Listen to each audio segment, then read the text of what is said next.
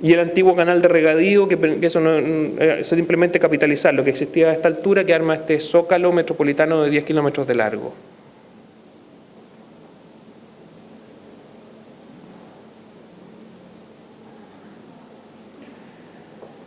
En el ámbito de la vivienda, que es donde partió el proyecto elemental, si yo tuviera que sintetizar cuáles son los dos puntos que nosotros tratamos de llevar adelante por medio de un proyecto de vivienda, diría lo siguiente.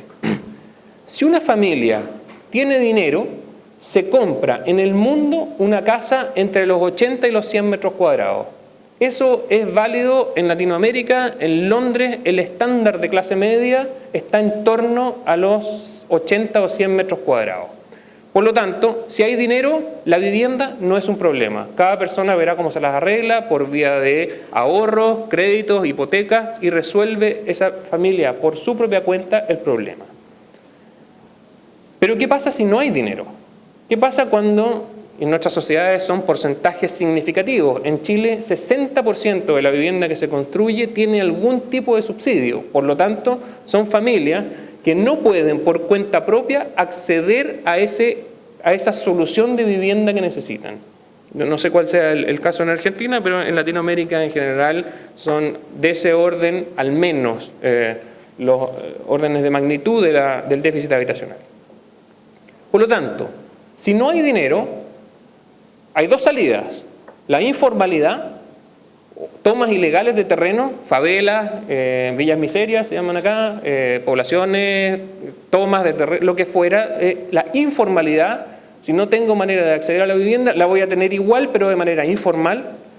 O lo que se hace en Chile con ayuda de alguna política pública, que es como reacciona el mercado: tomo la casa de clase media y la reduzco hasta dejarla del tamaño que puedo pagar con la plata disponible. Estamos hablando en Chile del orden de $10.000 por unidad, que en el mejor de los casos permiten construir alrededor de 40 metros cuadrados, y con $10.000 hay que comprar el suelo, hacer la vivienda y hacer la infraestructura. Por lo tanto, lo que nosotros observamos cuando partimos en este proyecto de vivienda fue que el mercado consideraba 40 metros cuadrados como una casa chica y lejos, ahí donde el suelo cuesta nada. Por lo tanto, la estrategia del mercado era achicar y alejar. Y lo único que nosotros quisimos hacer para darle una vuelta a la formulación de la pregunta fue: ¿qué pasaría si 40 metros cuadrados, en vez de pensar que son una casa chica, pensamos que son la mitad de una casa buena?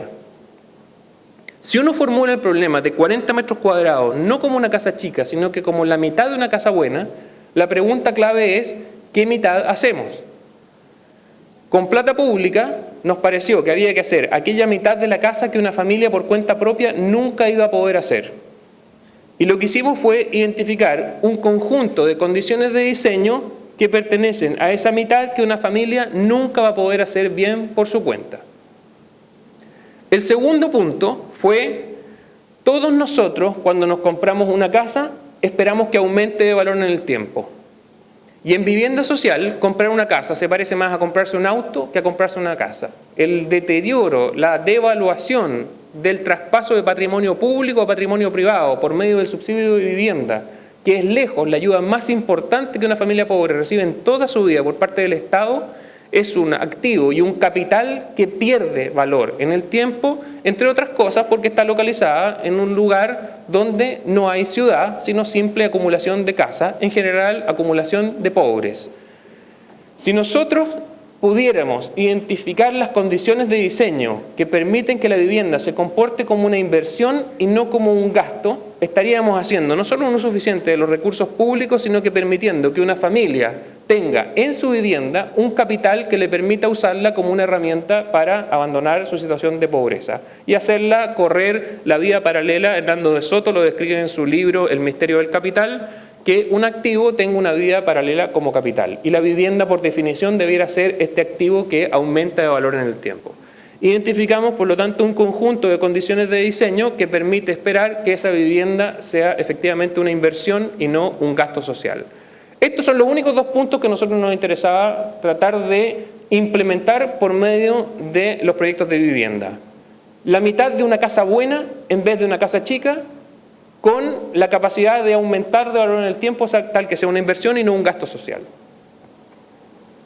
Para trabajar y probar este punto, nos pareció que primero no había que hacer un seminario, una publicación, un congreso, nada de lo que normalmente hacemos los arquitectos, sino que había que construir un conjunto de viviendas siguiendo todas las leyes que el mercado normalmente sigue.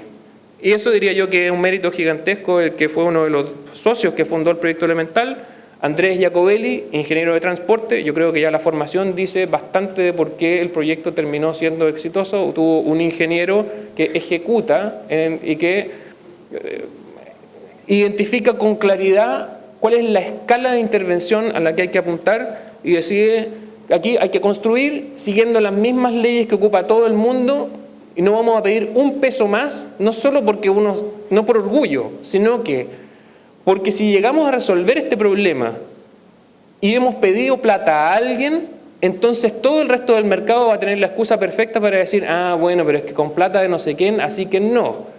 Si nosotros resolvíamos el problema con las mismas reglas del juego que trabajaba el resto, ya no quedan excusas para que el resto se mueva en la misma dirección. Y eso era muy relevante. Y esas reglas del juego, cuando partimos trabajando, eran estas. Una nueva política habitacional, había una ventana de oportunidad en el sentido de que había una política que había hasta ese año consistía en un subsidio gubernamental de $3.700, un ahorro familiar de 300 y luego una deuda privada del orden de $7.000. Esto cambió el año 2001, el subsidio se fue al doble, aumentó a $7.200, se mantuvo el ahorro familiar y no hubo deuda. Se suprimió la deuda de las familias por dos razones. Porque las familias no estaban pagando esa deuda, era tan malo lo que recibían que dejaban de pagar esa deuda hipotecaria y eso no era sostenible para la política pública. Y por otro lado, no estaba focalizando en los más pobres. Porque los más pobres no es que no tengan ingreso, sino que no tienen ingresos regulares.